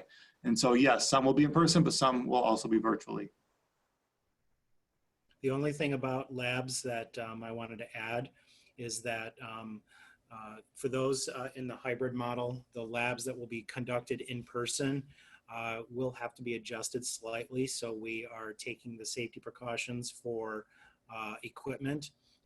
We also, for chemistry classes, as well as some of the middle school classes that do have labs that involve the Bunsen burners, we have ordered silicone-based masks with filters that can be disinfected after use, cleaned after use. So we wouldn't be asking a child or an adult to wear a cotton mask while being close to an open flame. So we are putting some safety precautions in for labs that are conducted in person, but the science teachers are doing an awful lot of, or they will be doing an awful lot of just trying to figure out how to tweak and or replicate labs for the virtual allowance, which in the past that hasn't been there, but the state has given us permission to count for virtual experiences. Thank you very much. So this is more of a question around definitions. So asynchronous learning is where students engage in learning content that teachers prepare and coordinate for them, but not real time with the teacher. Synchronous is real time with the teacher, almost kind of what you're seeing right now, where Matt, Vern, and myself are interacting real time through technology. That would be a synchronous class would look like that. And then the other question is, what is a cohort? When we talk about cohorts, we're really talking about that Monday, Tuesday cohort and that Thursday, Friday cohort. They're two different groups of kids, but they are learning the same content at the same pace. I think I defined all the questions or all the things in that question. Will there be an open house for virtual only students? There'll be an onboarding. There'll be kind of a review of how that goes. And that will be on the 9th. And then on the 10th, they will jump in with their schedule. So they'll receive their schedule. This is what your day looks like. This is how you engage. And just like on the first day of school when it's in person, a lot of times the teachers spend a little bit of time kind of preparing students for what this is going to be like, what the school year is going to look like, and get to know you. Kind of these are the class expectations. That would still happen just in a virtual format. But in all transparency, everybody seems to be will be a new teacher this year, like a first-year teacher all over again. And so this is what we think the year will be like, and we're pretty sure it will be. But it would be naive to say there won't be learning along the way that'll cause us to shift our practices. Vern, you want to talk about the parents accessing the health questionnaires and what do they have to complete them when they're not in person? So the parent health questionnaire for students and faculty members will be pushed out through Brave Square. That is the Canandaigua version of Parent Square. It will be pushed out. Let's say you have multiple children. I have 2 daughters at home. We would have to authenticate to open it up, much like we did with report cards. And I'd have to just log back in to open up daughter A, daughter B, and I would complete it and submit. In terms of, are you required to complete the health questionnaire when you are not scheduled to be here? The answer is no.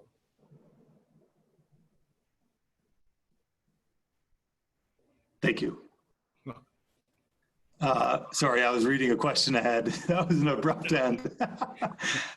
If a student is sick for any reason, a cold, stomach bug, COVID, do we call the nurse's office as usual? Yes, you would do that. And are they expected to engage in remote learning if they are ill? Only if they're feeling well enough to. If they're not feeling well enough to, when they are feeling well enough to, we'll work together to catch up any content missed, just like they would normally. Will hybrid remote students get all the classes they were scheduled for? Just like in any situation, kids make requests for classes, and if it can fit in their schedule, then they're able to get them. If it won't fit in their schedule, they won't be able to get those. I know I'm speaking for my twins that are at the academy. They couldn't fit all their classes they wanted, even if they were coming back fully. And so, yes, they should be able to get all the classes they were scheduled for, but that doesn't always happen even when we're fully returned. Thank you for the nice remarks. Will school athletes who have practices or games on the days they are not in school need to attend school at a particular time and be bused? Please explain. So if it's anybody can participate in sports, whether you're in person or virtual. If you're, I think this question is, if I pick in person, but it's the day I'm home learning remote, do I need to be at school by a certain time to participate? No, you just need to be in time for practice or for a game. And so then you can participate. That being said, right now athletics are delayed until September 21st, and we're still waiting on word from the governor whether or not we'll be able to resume athletics on the 21st.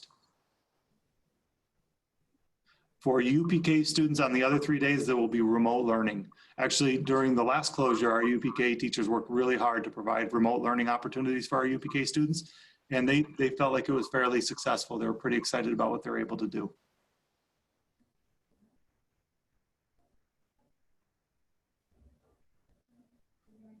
So the high school classes, the schedule is the same. It won't, I don't believe they're making any changes to the high school schedule. Classes will still be the same amount of time and length, and passing time, same amount of time. I don't think they're making any changes there. If your child needs meds throughout the day, will they be able to go to the nurse's office to get it? They will, just like we have in the past. The only difference for that will be that the nurses most likely will be greeting students at the door prior to entry into the nurse's office. So they would call that a decision-making location. I don't want to use the word triage. What's the policy about surface contact and print materials? Can students and teachers touch books and or handouts? You heard Vern earlier say a library book quarantine process. It's what's accepted across the nation. It's a 7-day quarantine, Mr. Tenney, right? So, I've been working with the librarians, and we're trying to figure out which national organization do you follow. One of the library professional organizations said 3 days. The organization that our Rochester Institute for Technology is going to be using is more of a curator organization. They'd said 4 days, and then guidance for the Library Association in the Northeast United States said 7 days. So we're waiting on guidance. There will be a guidance period. Thank you. And the same goes with handouts, paper handouts. We're still looking for specific guidance on that. I had a meeting yesterday and I asked the question of somebody who I would certainly consider an expert in the field. And she had indicated that like a paper handout, it could be 4 days. And maybe there's some processes where the quarantine period could even be shorter, using ionization systems and putting things in certain locations. So they're all things we're exploring, but we don't have the clear answer on yet. The thing though that I would like to add is that if you are a secondary teacher, you went through 4 months of online learning, and you were thrown into a situation where you had to had students submitting things electronically. I think with the current state, I would be asking, if a teacher asked me this, I would say, where can you switch your gears up to go paperless? Now, as the son of a math teacher, I will tell you this, that the math teachers, you have to do work on paper. I get it, okay? But that's where we want to get some guidance on the How long would it be for us to collect before we can grade it? I will tell you this. If I'm a teacher and I have to use a hard copy of a piece of paper or a handout or you name it, I am not having any kid pass it up through rows. I am reflecting on my processes. I, the teacher, will go around the room and I will collect. I could be wearing my gloves, but I would not ever have handouts go up and down rows. So now we are just sharing things like that. Let's think through our processes at the classroom level of how we go about our normal businesses.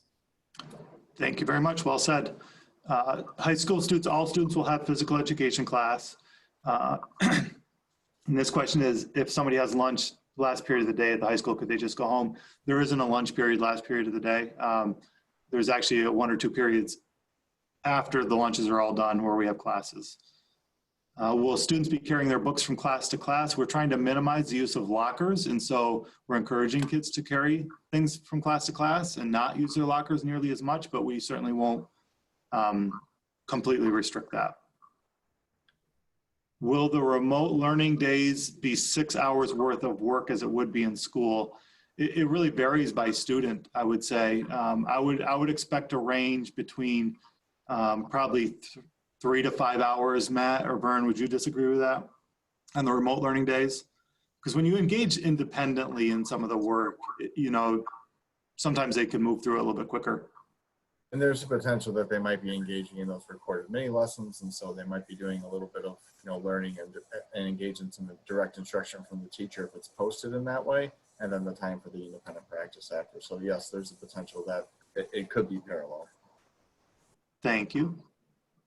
Will there be the after-school active academy program happening at the middle school? I don't know if I have the answer to that. I think the last I heard that it was looking like it will, but I don't know that I have the affirmative answer on that question. And if Vern or Matt, either of you do, then that's fine. But I don't think so. I don't think we know yet. Do you think we'll adjust the start or end time at the primary elementary school to adjust for drop off and pickup? I don't think so right now. I think they have a plan where they think they can manage it. Don't you, Vern? Yeah, I think, you know, we're gonna have to see. We are reducing the flow by 50%. And they are looking at adjusting some paraprofessional schedules to see about them coming in a little earlier to support this. We have to see and then problem solve and fix it. This is our best attempt right now. Thank you. This is about grading practices. Since for the in-person, 40% of the instruction is live and 60% is remote, will the grading system reflect that? Matt, do you want to take that? Sure. The grading system is going to be the same regardless of, you know, the frequency in which students are engaging in the instruction. You know, again, the teachers are going to give some thought to how the students engage in the instruction on those remote days versus in person. Which also means they will need to be thoughtful about what receives a grade versus what doesn't. This is where that concept of using more formative assessments as opposed to more summative, where summative you might typically give a student a grade because it's sort of a summary of their learning. The more formative piece will give teachers a chance to sort of look at where student understanding is, provide them feedback about their progress, which may or may not necessarily result in a grade. But teachers are going to be giving some thought to how they can keep the playing field even in relationship to grading. But at this time, we're not looking to adjust the grading system as we did in the spring. Again, if you recall, we were very much stuck in the middle of the third marking period and we didn't engage into instruction. So we did more of a credit, no credit approach. For the spring, as we got to the fourth quarter, we did adapt to more of an overarching grading rubric, which was intended to be much more flexible considering we were fully remote and didn't have an opportunity for sort of that in-person instruction a couple of times per week. But at this point, we're looking at our grading system to be as parallel as it would be if students were fully back. Thank you very much. Kindergartner going virtual, what time period per day would child be required to be on a tablet? We were actually working on this with the primary elementary groups today and what a schedule would look like. We believe it would be approximately 30 minutes of morning meeting, which would be a SEL, building community relationship time. They'll do small group reading instruction for 30 minutes, small group math instruction for 30 minutes, and there'll be independent asynchronous learning to support math and reading and other core subjects, as well as special area classes. So I think it's safe to say at least 3 to 4 hours for a kindergartner to be engaging in instruction. If they selected virtual, it could be a little bit more. Matt or Vern, do you want to add to that, or do you believe I was? Okay, all right. Zoom will be the primary platform. We've looked at others like Google Meet, and we tried it all summer.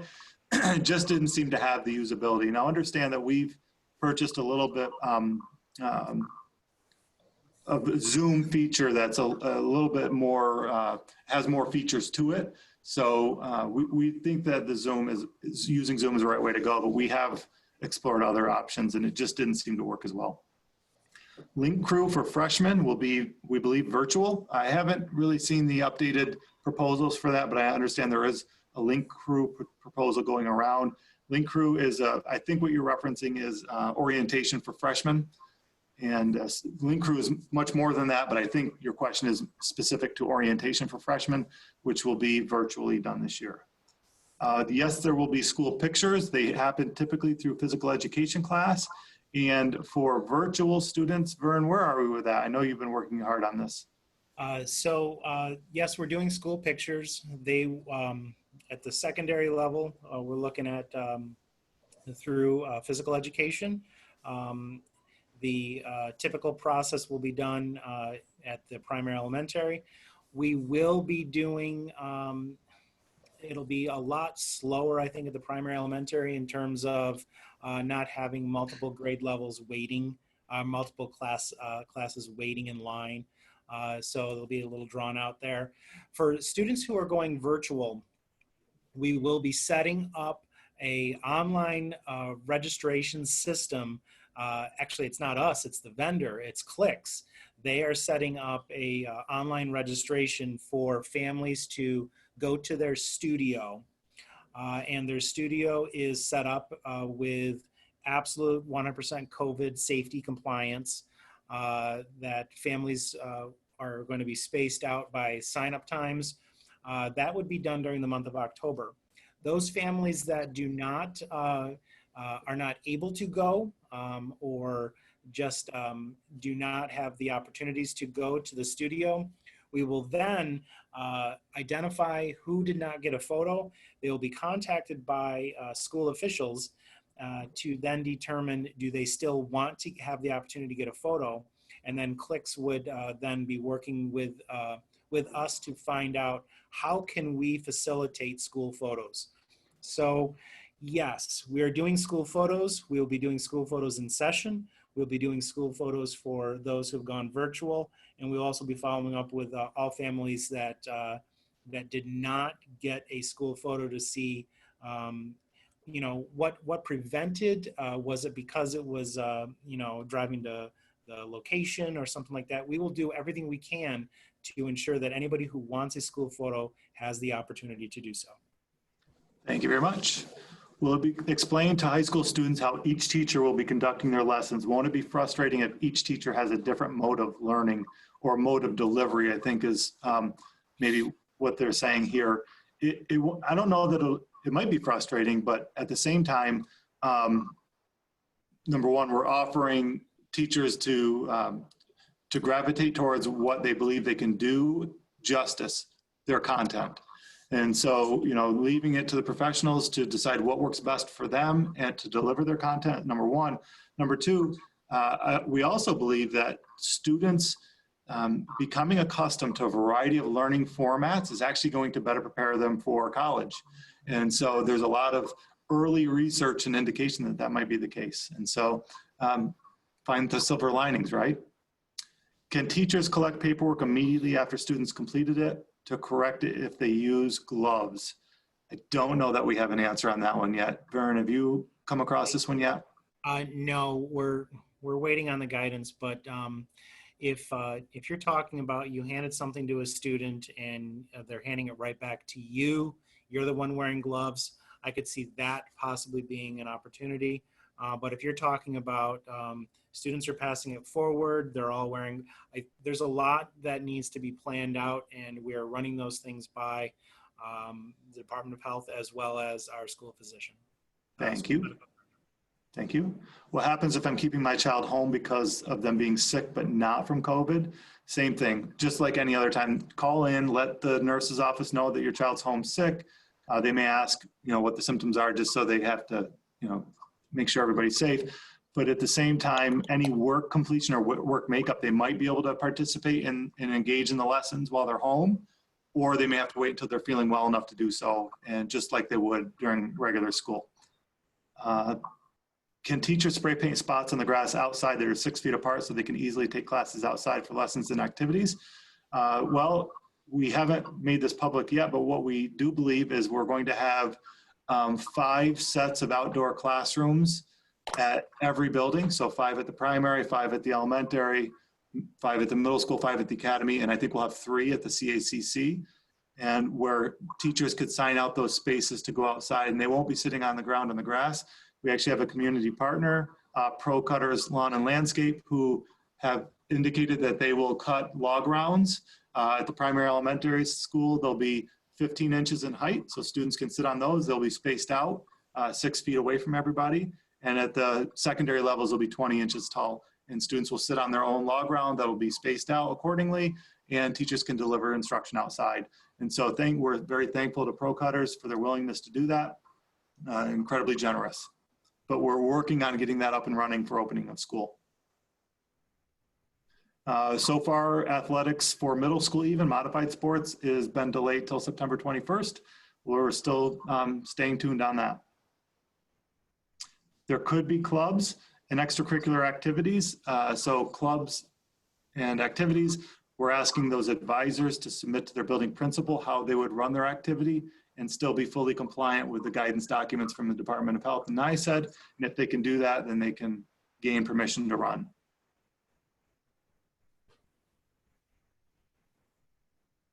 So this one's just indicating what if a parent gives their child Tylenol and it maybe knocks down a symptom, and what's to prevent parents from doing that and sending their child to school with symptoms, but the Tylenol is knocking those symptoms down. What I can tell you is, a couple things. Number one, we have to trust that people will make the right decisions and the safe decisions, but additionally, nothing has ever prevented parents from doing that in the past. And in fact, we're certain that's happened in the past as well. So that is one of the risks that we are assuming. I wish I had a better answer for you. What PPE will staff be wearing? Just masks, but they will be provided gloves in a lot of instances. Some will have face shields, some will have clear panel face masks if it's the nature of what they do. Vern, if you want to chime in on any of these, some of our staff will be outfitted with N95 masks. They'll have access to gowns. It just depends on their role. I think if the question is from somebody, I'm trying to interpret the question a little bit too. If you are a staff member asking, well, should I be wearing something different to school? I've been working with the building principals on thinking through what type of clothing would you wear if I am in my previous role as a classroom teacher. I would be adjusting what I wear clothing wise to be something that can be laundered daily. Example, no ties. I would be looking at wearing clothing that can be laundered daily. As a classroom teacher, I would be wearing my mask and the, sorry, hold on. The school district has face shields for staff members. We have masks. Our nurses will be equipped with quite a bit of PPE because they would be seeing students with potentially or adults with symptoms. So we do have a lot of different mask items, but if you're a staff member who's asking about what other items are we looking at, there's no requirements that say you have to wear X, Y, or Z in terms of clothing, but I would make some decisions based on what type of clothing I would wear as a staff member. Thank you. If remote learners wait until parents return from work to begin work, they could be doing work from, for example, 5:30 p.m. to 10:30 p.m. Is that reasonable to expect? That does not seem reasonable to expect, and I understand the dilemma. We have been working closely with childcare providers throughout the community to find ways that we can support childcare providers to help students do their academic work while parents are at work and they're at childcare.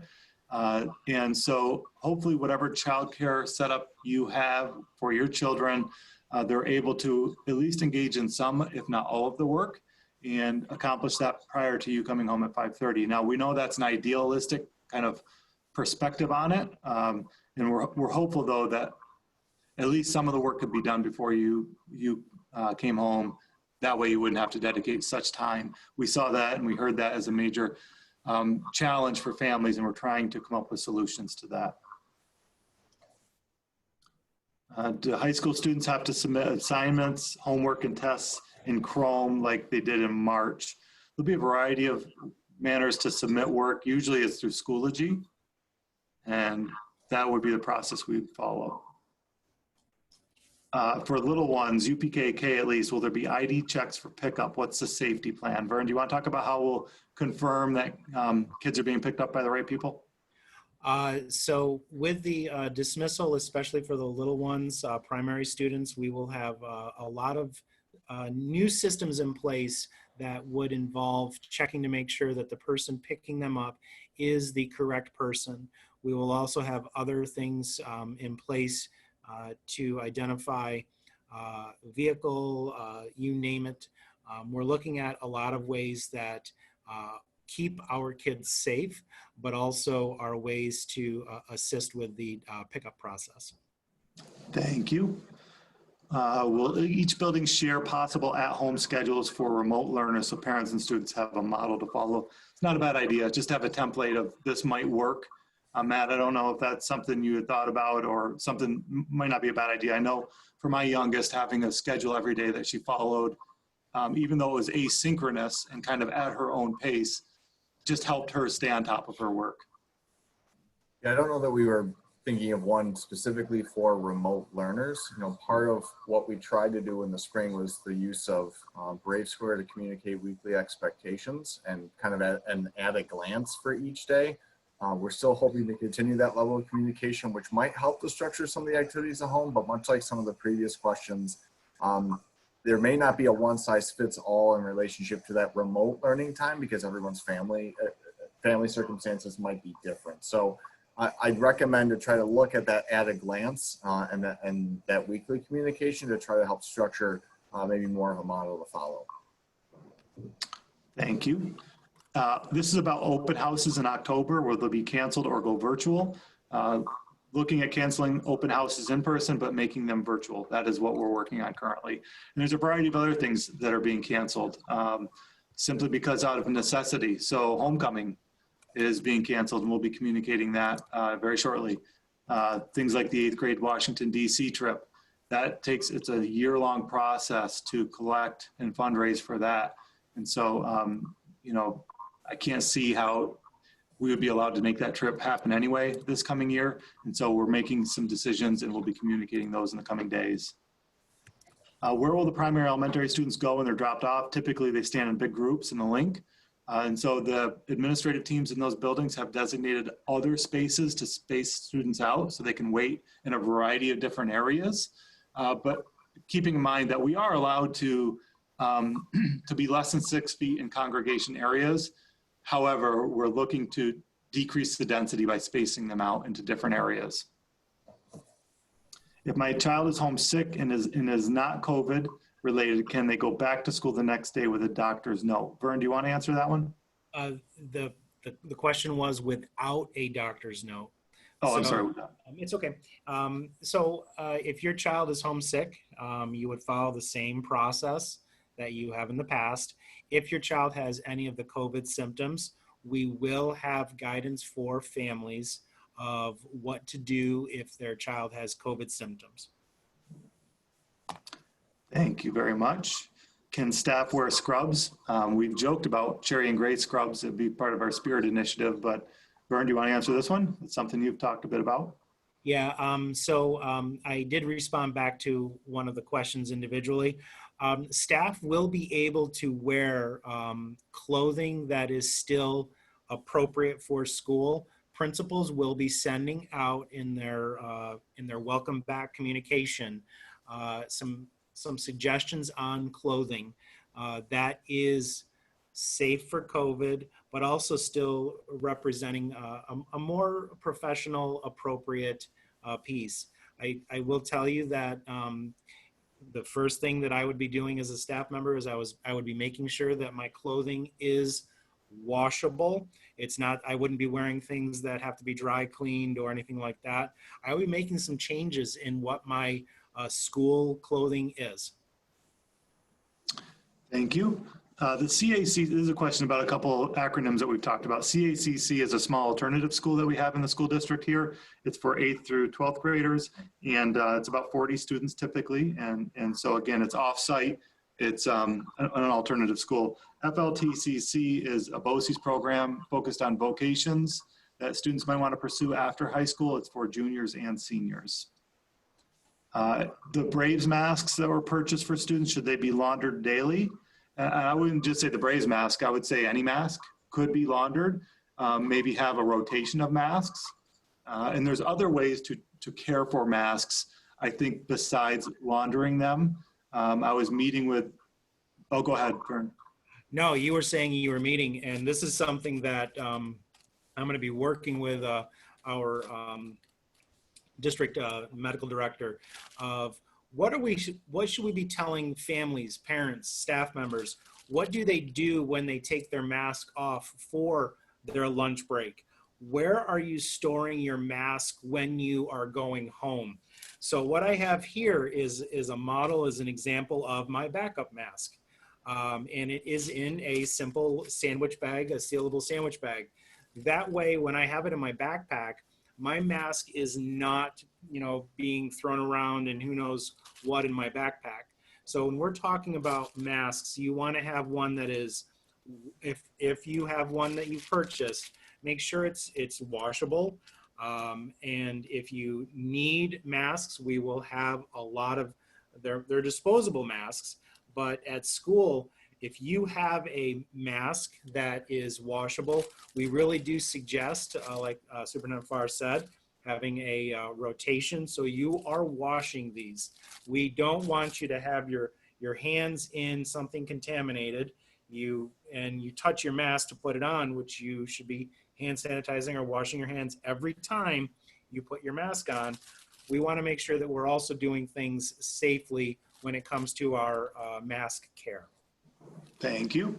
Next question is about phys ed. Will they have curriculum and plans in place during days where there's unfavorable weather and things like that? And I know Matt has been working pretty closely with our department leader, and I know they're working hard on a variety of different flexible lessons, whether it's inside or outside. Anything to add to that, Matt? I would say actually that our teachers have to be thinking about that, whether they're virtual or in the hybrid model, simply because those very same conditions at home could impact us at school. The opportunities where we can get students outside and active while maintaining social distancing and all the different safety precautions we're being asked to undertake. That's the ideal. So the teachers are already in the process of thinking about what are some of those learning experiences and activities where students can flexibly still engage in PE, whether they're virtual or remote, but also give consideration to the setting. Again, preferred to be outside and active, but we still have to, account for those days where we might encounter unseasonable weather. It is Rochester after all. So I thought we had a bubble over Canandaigua and always sunny here, right? It's always, that's true. Always sunny in Canandaigua. what will happen to class funds that have been raised but not used? So for example, junior prom, that didn't happen last spring. Actually, by law, we have to maintain those funds in those student activity accounts, and they'll be utilized for the next group that's able to utilize them. Will college fair still take place in 2020 and for the class of 2021?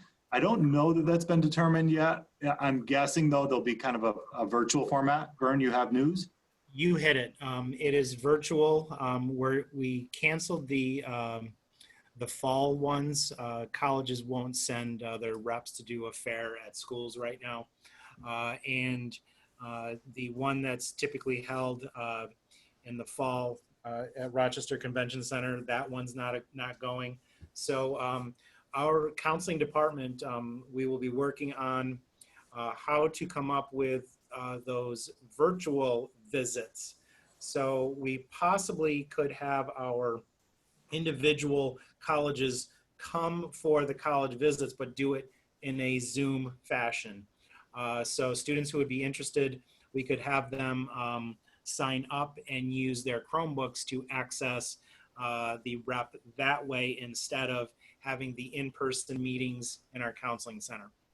Thank you. Will kids have their backpacks on them since they can't use their lockers throughout the day? Again, I think they can use their lockers upon arrival, maybe midday, and then again at the end of the day. It's by building whether or not they can use their backpacks. So I think I would defer to the building leadership. Vern, did you want to answer that? It looked like you wanted to chime in. No? I do believe the middle school was considering allowing some limited backpack use this year, but you are 100% right. It's a building discretion, and building administration will be making that decision. Thank you. And the last one, will music concerts take place this year? I know, Matt, you've been in constant communication with Greg Kane, our department leader there. I think concerts, as we traditionally know them, won't be occurring at this point. But do you have anything to add to that, Matt? No, I think, we really have to look at the current status of the public health situation to determine whether or not there will be in-person concerts. But even things like extracurricular activities like the sound, for example, Greg Kane and the team are really thinking about how can they still engage in that experience for students, whether it's socially distanced or virtually, where we want to try to keep things as consistent as possible. But of course, the current situation and guidance is that we can't hold those in-person opportunities. So we'll look to explore if we can do an alternative. But music concerts, as we would typically or traditionally engage in them at this point, would not be held in a similar manner. Thank you. And of course, some more questions just popped in. So have you thought about letting staff work from home on Wednesdays? We have thought about that, and we think we'll have some information and news to share about that in the coming days. That is likely a possibility. But there will be a schedule, kind of an expectation of a schedule that folks would follow remotely if we go that route. If school is closed for holiday, staff development, weather day, exam, et cetera, can kids come on the other 2 days so they don't miss out on learning? And unfortunately, they can't, because we're trying to create 2 different cohorts and decrease density. So if they come on the opposite days, now the density's gone and the cohorts are gone. So we won't be able to do that. I'm hoping, though, we won't have any missed weather days, any snow days this coming year. If we can just shift to remote learning on snow days and continue moving along, that'd be really nice. Where will students eat breakfast in the primary elementary school? Vern, do we know, is that in the classroom too, or are they going to do that in the cafeteria? I don't have an answer, and I just wrote it down to find an answer. We will find an answer. I know that the administrators down there have an answer. It's just, I can't recall it off the top of my head. I apologize. And thank you for answering all these questions. Was a comment, and that was 94 questions today. So we have a little over 50 at our max. It's certainly 94 questions are not our record. We've been in the mid 300s before. So We just hit 95. 95. Oh, that was just a thank you, another thank you. So there'll be other forums. So this person said, thanks for the forums. They're helpful. There'll be other forums, but I think we're going to shift to more building specific forums from here on out, because I think that was what the parents need next. So thank you, Matt and Vern. Thank you for the little over 50 people we had and the 34 that are hanging on. And it's lunchtime. So enjoy. We'll see y'all. Take care, everybody. Be safe. Thank you. All right, thank you.